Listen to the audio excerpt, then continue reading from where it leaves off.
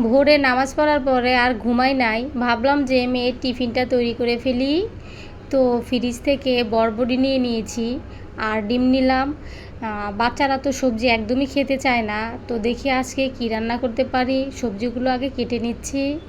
তো ভাবলাম লুডুস দিয়ে সবজি রান্না করে দিই, তখন আর না করতে পারবে না, চুপচাপ খেয়ে ফেলবে। এর জন্যে সবজি আর লুডুস রান্না করছি।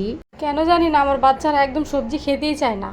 তো কথা বলতে বলতে লুডুস রান্না হয়ে গিয়েছে। এখন আমি গ্লুকোজটা গুলে নিচ্ছি, কেননা অনেক সময় ক্লাস করতে করতে ক্লান্ত হয়ে পড়ে। এর জন্যে গ্লুকোজটা শরীরে এনার্জি দেবে, এর জন্য গ্লুকোজটা গুলে নিচ্ছি। তো এখন আমি লুডুসটা বাটিতে উঠিয়ে দিচ্ছি আর গ্লুকোজটা ওয়াটার বটলে দিয়ে দিচ্ছি। এই সবগুলো এখন আমি ব্যাগে দিয়ে দিব, কারণ নিয়ে যে আমার মেয়ে টিফিনে খাবে। তো আজকে সবার কাছ থেকে বিদায় নিয়ে নিচ্ছি। সবাই ভালো থেকো, টাটা।